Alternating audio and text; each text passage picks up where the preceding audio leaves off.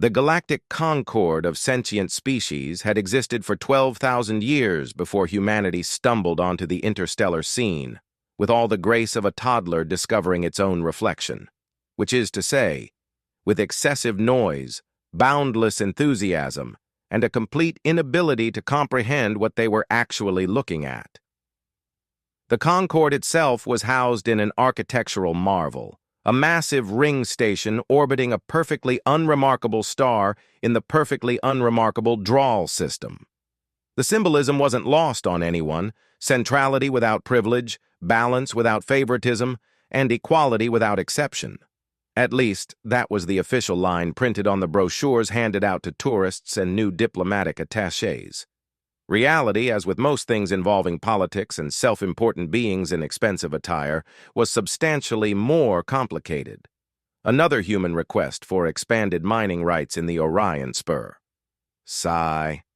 High Counselor Zral, a being composed primarily of crystalline structures that refracted light in patterns serving as facial expressions, currently shimmered in hues that translated to profound exasperation.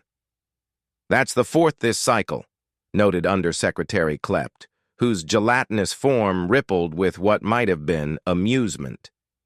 "You have to admire their persistence." "I admire a well-aged fermentation culture, Undersecretary. What I feel toward humans is something rather different." The two floated through the grand corridor, en route to the Concorde's primary assembly chamber, where over 300 species gathered to debate matters of galactic importance, or more accurately, to engage in the fine art of making simple matters incomprehensibly complex through the application of procedure, precedent, and petty grievances dating back millennia. Humanity had been part of this august body for precisely 37 standard years. In cosmic terms, this made them practically embryonic.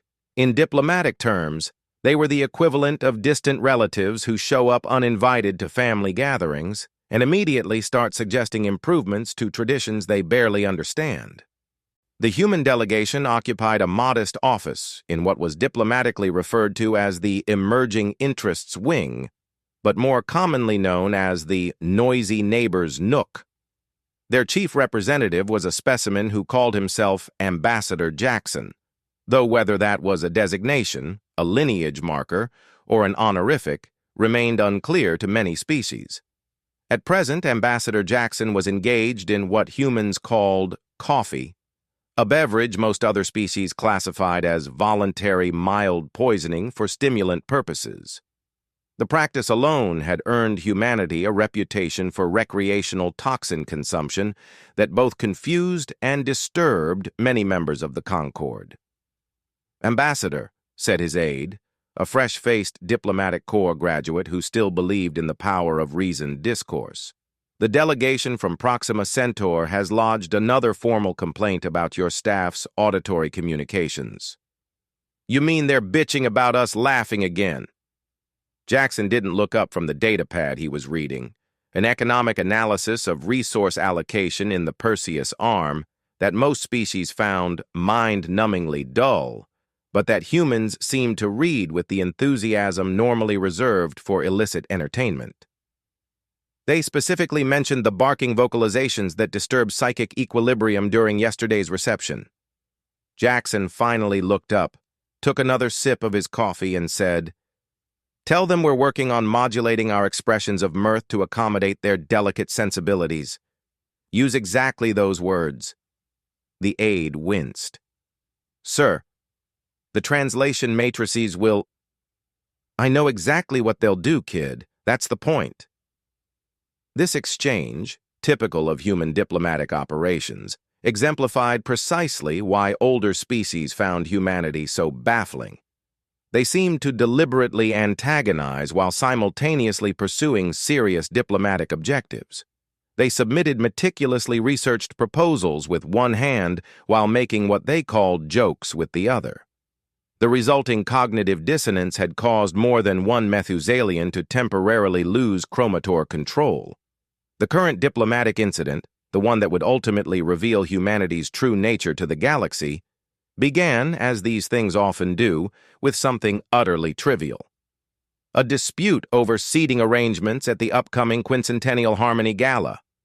Absolutely unacceptable, hissed Representative Sislen of the Adian meritocracy, their forked tongue flicking in rapid agitation. The human delegation cannot be seated in Sector 7. The pheromones they emit will contaminate our taste receptors for the entire event.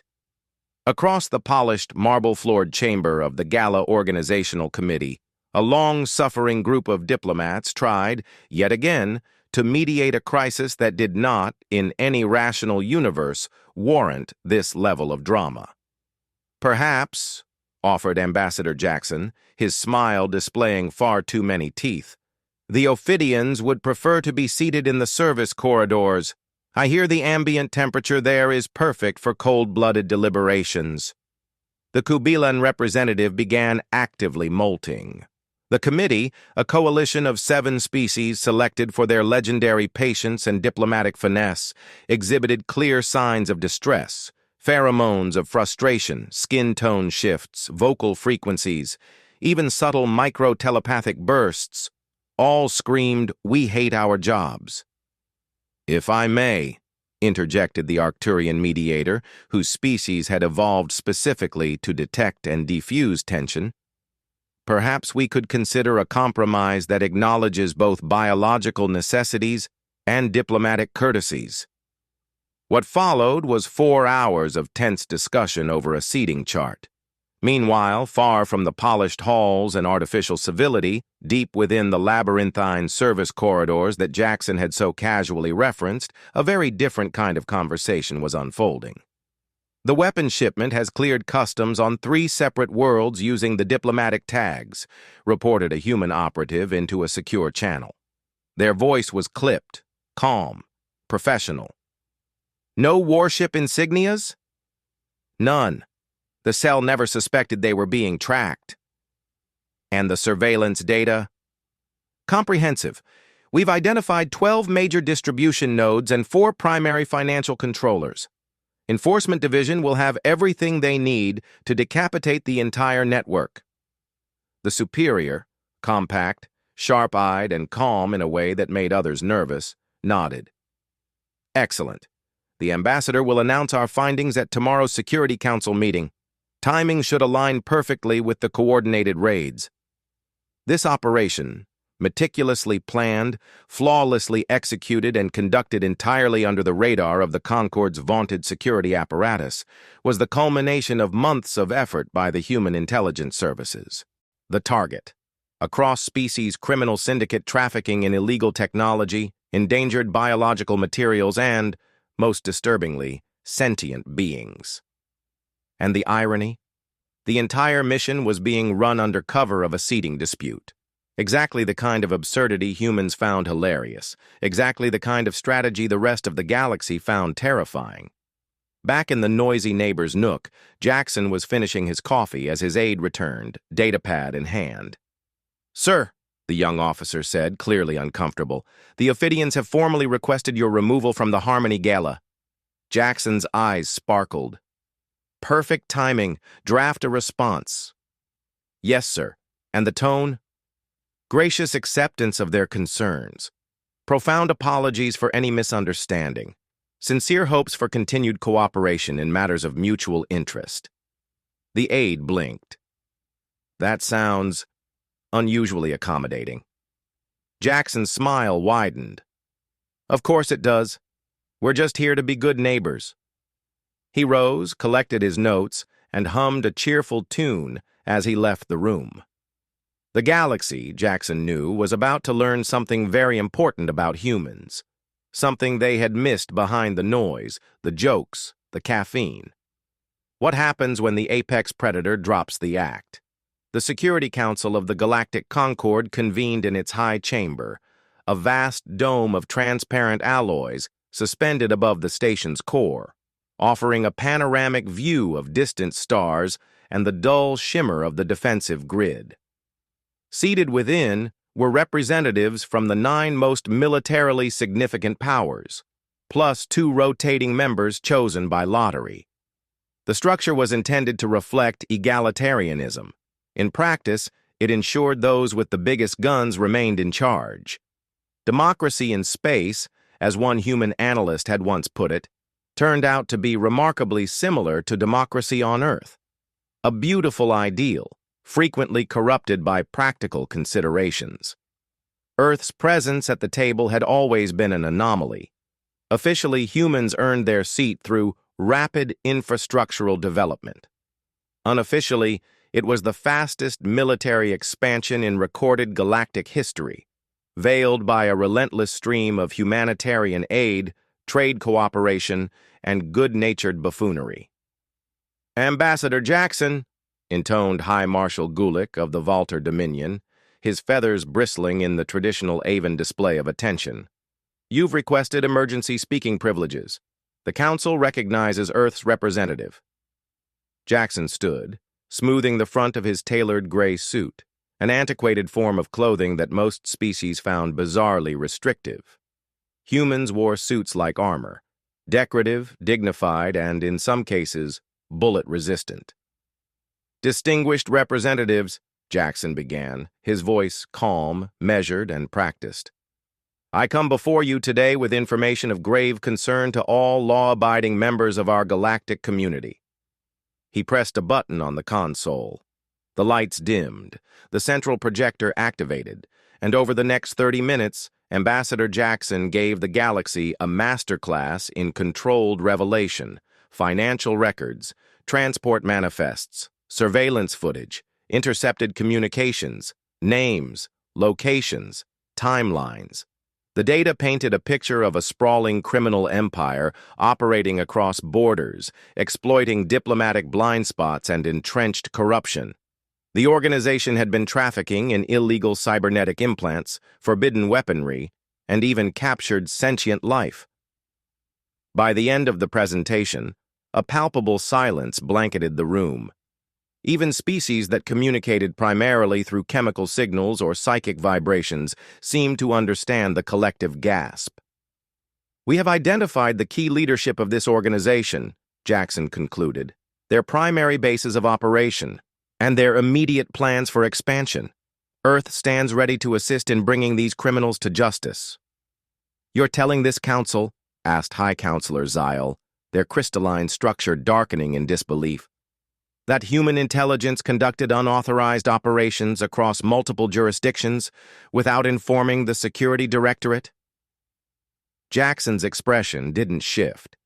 "We conducted a thorough investigation using our diplomatic prerogatives and the freedom of movement accorded to all member species. We broke no laws." "This is unprecedented," hissed the Adian delegate. "Such investigations fall under the purview of the Directorate, not some rogue member state's intelligence branch." "The same Directorate that has made no measurable progress against this threat for 17 years, Jackson said smoothly. "We achieved in months what others failed to achieve in decades. Perhaps, instead of questioning our methods, the Council should question its own effectiveness." The chamber erupted. Waves of sound, light, pheromones, and psychic pulses. The multi-species equivalent of shouting. And that was when the emergency alert system activated. Red lights pulsed along the chamber's perimeter. The station AI spoke in a cold, synthetic voice. "Security breach detected. Unknown vessels approaching central platform. Weapon signatures confirmed. All personnel to emergency stations." The chamber fell silent again. Dead, stunned silence. "Display tactical feed," barked High Marshal Gulick. The central display flickered to show 12 vessels descending toward the station. Their designs were mismatched. Frankenstein composites of stolen technologies, slapped together by those who valued function over form, pirate ships, slaver raiders, criminal gunboats. Exactly the kind of makeshift fleet used by the syndicate Jackson had just exposed. "It appears," said Jackson with eerie calm, "that our targets have become aware of our investigation and decided to take preemptive action.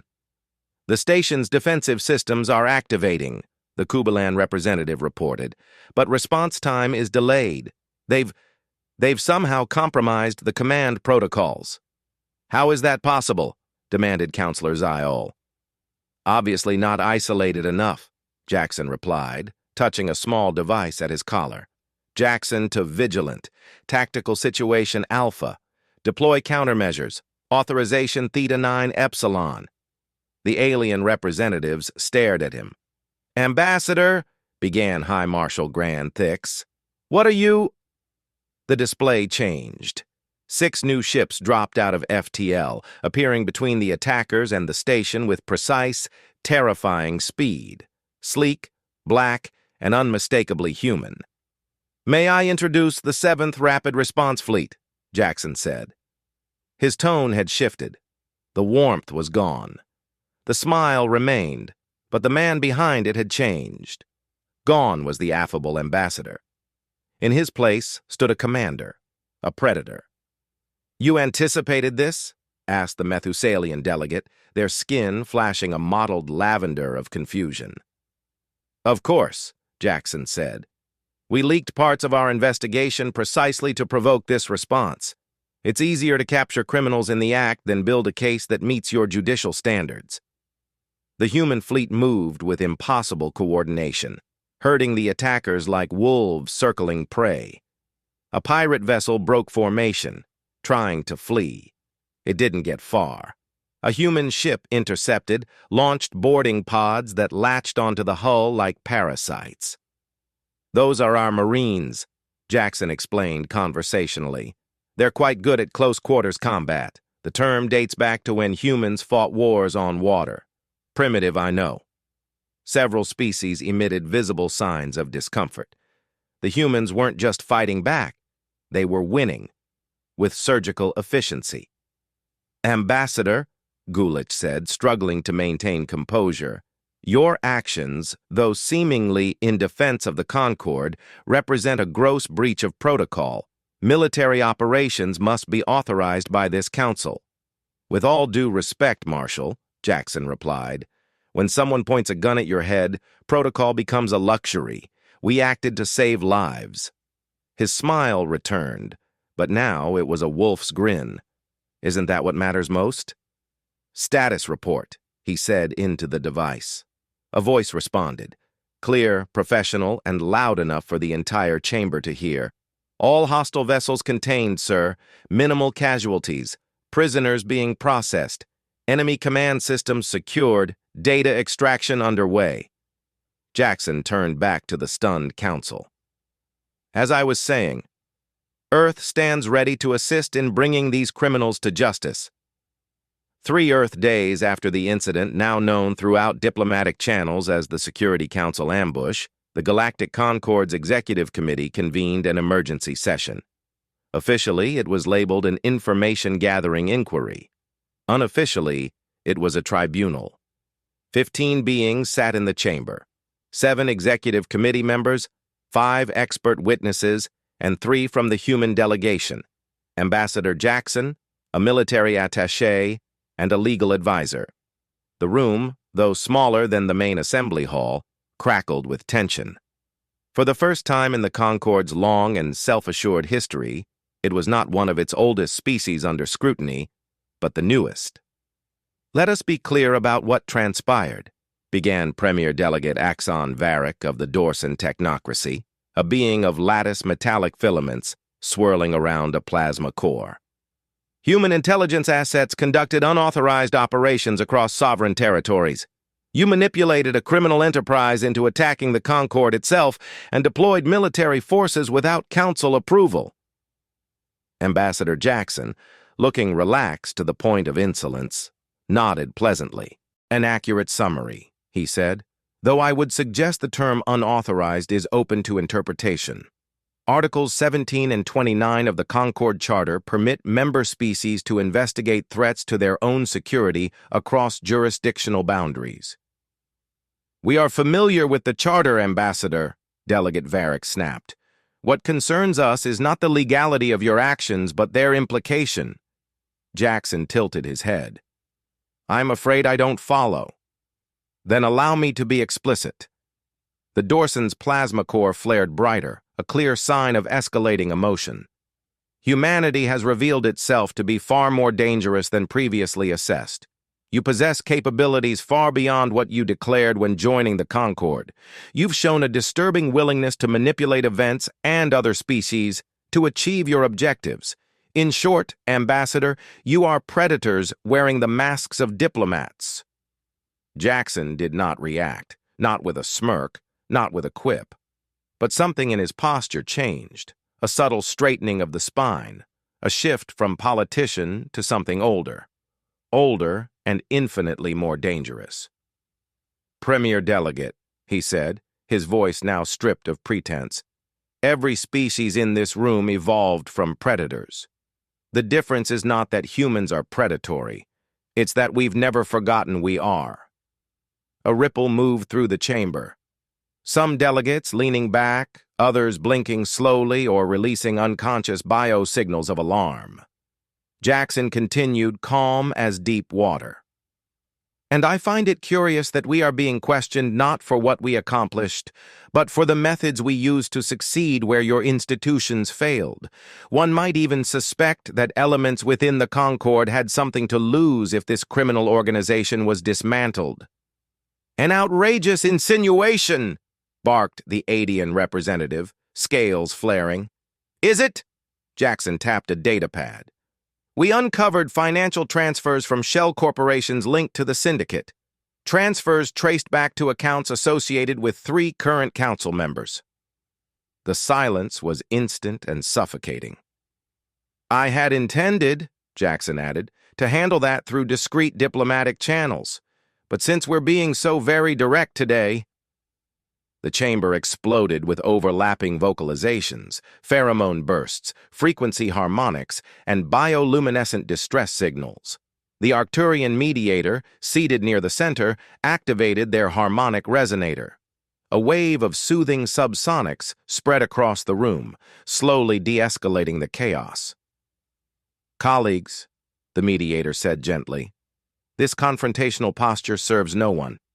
Perhaps we might redirect the discussion toward constructive outcomes." "An excellent suggestion," Jackson said, instantly sliding back into his diplomatic mask.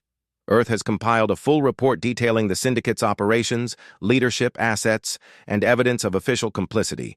We are prepared to turn it over to an independent investigative body of the Council's choosing." The threat hung in the air unspoken. "Push us too far, and we will expose everyone."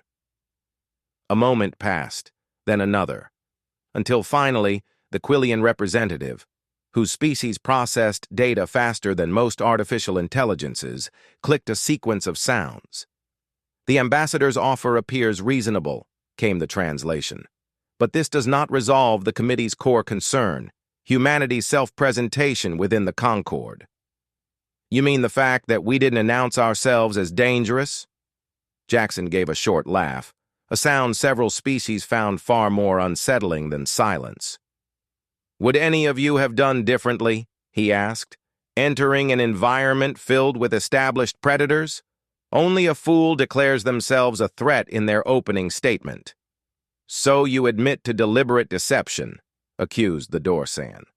"I admit," Jackson countered, "to prudence. I admit to action where others hesitated. I admit to prioritizing results over appearance." He stood then, not out of formality but command.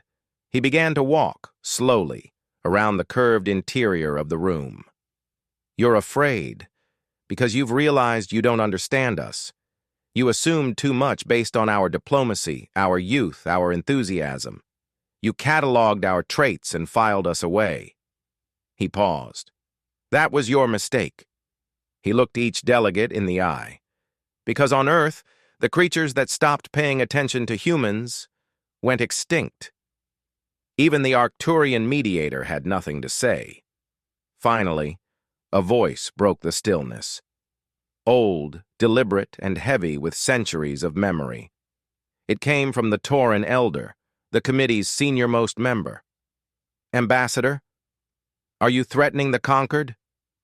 Jackson turned to face the elder, and for the first time in the session, he truly smiled. A real smile. Not the diplomatic performance, not the wolfish grin, something almost human. Not at all, he said quietly. I'm inviting you to understand us better. We don't want conflict. We're quite collaborative by nature, but we are also survivors. We prepare for worst-case scenarios. We act decisively when threatened. And yes, his voice grew softer but sharper. When necessary, we hunt. He returned to his seat, calm as a man who had simply stated facts. The question before you isn't whether humans are predators in diplomats' clothing. The question is whether you prefer to have us as allies or as something else.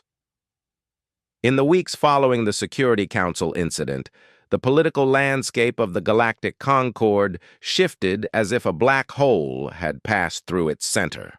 Emergency sessions were called. Threat assessments were hastily revised. Treaties were reviewed with trembling thoroughness. And through it all, the human delegation remained calm, cooperative, and maddeningly polite.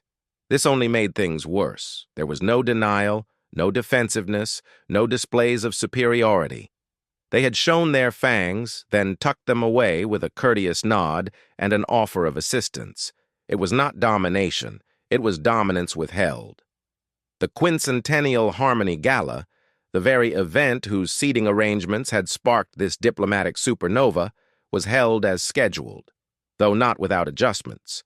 The human delegation, previously relegated to the periphery of Sector 7, was now positioned near the central dais.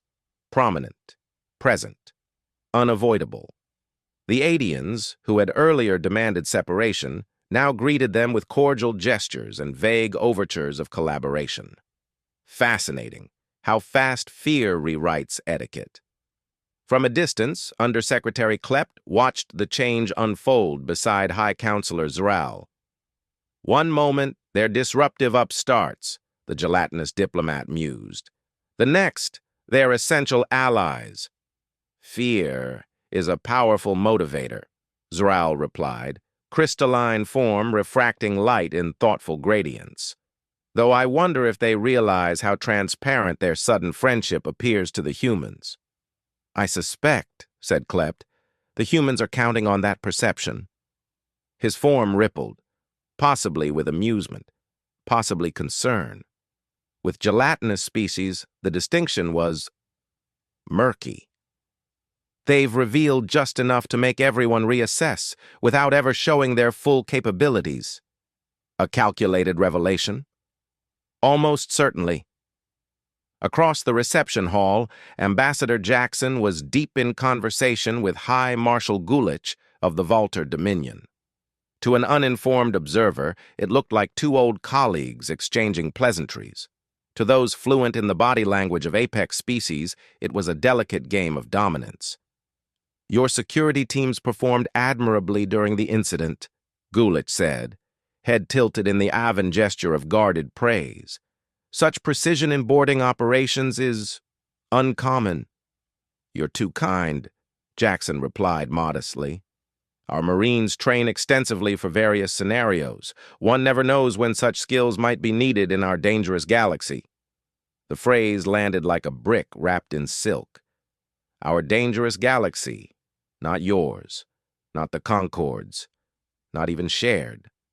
Ours. Gulich's feathers bristled slightly, instinctual tension rising in a being whose ancestors once ruled by talon and scream. Yes, well, the Dominion values preparedness. Perhaps our forces might benefit from joint exercises in the future. What an excellent suggestion, Jackson said with a smile that didn't quite reach his eyes. I'll have my military attaché contact your office. In a quieter corner of the hall, a young human diplomatic officer stood surrounded by a curious cluster of multi-species attachés. So, when we say a wolf in sheep's clothing, we're referring to something dangerous pretending to be harmless, she explained, sipping a glass of wine-colored non-alcoholic substitute. The group murmured with interest. And, your species identifies with the sheep in this metaphor?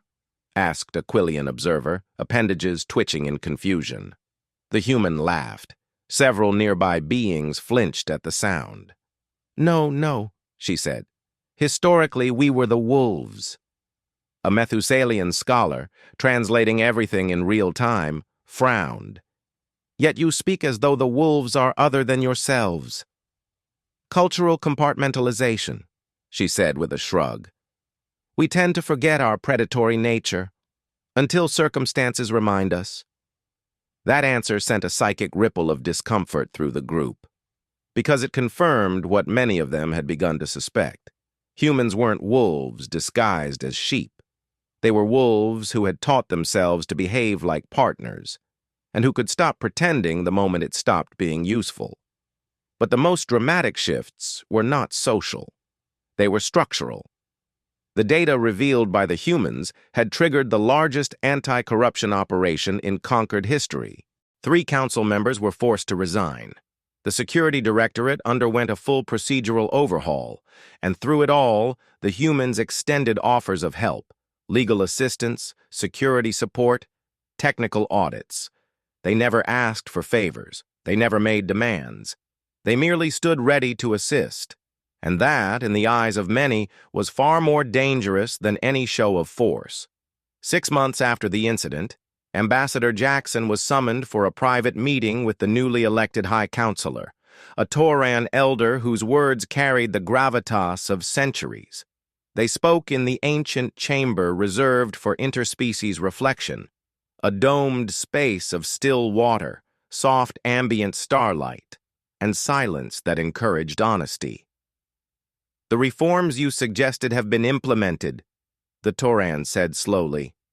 Our protocols are stronger, our institutions more vigilant. One might even say, the Concord is better now than it was before your revelation. Jackson inclined his head respectfully. That was always our goal. A stable, secure galactic community benefits everyone, including us. The Tauran studied him carefully. And yet I wonder, what does humanity truly gain from all this? You exposed yourselves as more dangerous than we assumed, yet you still operate within our frameworks. You play by the rules. Why not use your advantages to seize greater power? For a long moment, Jackson said nothing. Then his posture softened, not as a tactic, but as a glimpse, a rare, unguarded moment. Because that's not sustainable, he said simply. We think long-term. We could take more. Resources, territory, influence. But that creates resistance, resentment, revolt. He turned to face the ancient being directly. By working within the system, even while proving we could operate outside it, we build something more valuable. Trust. A community where our children can thrive. The Tauran was silent for a long time. Finally, they said, Your species is deeply contradictory. Predators who prefer peace. Warriors who value diplomacy. Strategists who seek cooperation. Jackson nodded. That's humanity in a nutshell. We prepare for the worst while working toward the best. We keep our claws sharp, but we offer an open hand. We never forget what we evolved from, he added quietly, even as we strive to become something better. One standard cycle after the Security Council incident, the Galactic Concord celebrated its most stable year in recent memory. Pirate activity was down by 47%. Cross-border criminal syndicates had collapsed in waves, unable to regroup under the scrutiny of newly empowered oversight divisions. The Security Directorate, once considered a ceremonial relic, was now fast, responsive, and, thanks to human advisors, ruthlessly efficient. The Conquered had become stronger, but not by accident. In public, humanity remained the image of cordial cooperation. Their diplomats attended every summit, every trade negotiation, every cultural exchange. They contributed resources to joint defense initiatives. They published academic papers on galactic governance. They even hosted a cross-species food festival on one of their orbital platforms, during which several alien delegates attempted Earth cuisine and required immediate medical assistance. It became a running joke in diplomatic circles. But beneath the laughter and new partnerships, an unspoken truth settled into the collective awareness of the Concord. The humans were not what they had seemed, and perhaps they never had been. On the anniversary of their induction into the Concorde, the humans held a small ceremony aboard their embassy station, an artificial island of steel, ceramic, and reinforced hull plating orbiting peacefully within the Concorde's core star system. Ambassador Jackson stood before a gathering of dignitaries and reporters, delivering remarks with practiced warmth. "We came here with hope," he said, "and were met with suspicion. We brought energy, and it was mistaken for recklessness. We offered cooperation, and it was mistaken for naivety." He paused. "But we never resented that, because in time understanding grew." There was polite applause, some genuine, some cautious. "And now, 1 year later," he continued, "we are no longer strangers. We are no longer curiosities. We are members, partners, neighbors. A beat. And, if ever required, defenders." After the speech, Jackson slipped away from the press line and returned to his office. The door closed with a soft hiss. Waiting for him inside was the Toran High Counselor. "Congratulations," the elder said. "You've built something lasting." Jackson poured 2 glasses of non-alcoholic wine, adapted from Earth vineyards to avoid disrupting interspecies neurochemistry. "We all did," he said. "Together." The Toran studied him in silence for a while, then spoke. "You've changed the Concorde, not with weapons, not with war, but by showing us what you could do, and then choosing not to." Jackson smiled gently. That was the point. The Toran sipped their drink. "We used to think of you as wolves in sheep's clothing, but we were wrong." Jackson raised an eyebrow. "Oh? You're not pretending to be sheep," the elder said. "You're wolves who chose to walk among sheep. And now the herd moves differently because they've seen the wolf's shadow." A quiet moment passed between them. Not tense, not fearful, simply true. Jackson nodded once. "We don't want to be feared, just respected." "And now," said the elder, "you are." Outside, the stars drifted across the void, silent witnesses to the galaxy's new balance. The Concorde still held its meetings, cast its votes, and debated its policies. But in every chamber, every conversation, every negotiation, there was a subtle shift in tone whenever Earth's representatives entered the room, a recalibration of posture, a moment of pause, because now they understood. The humans weren't wolves pretending to be something else. They were wolves who had learned diplomacy, and who had chosen it, not because they were weak, but because they were strong enough to control when to show their teeth. The galaxy would never forget it, and it would never make the mistake of underestimating them again.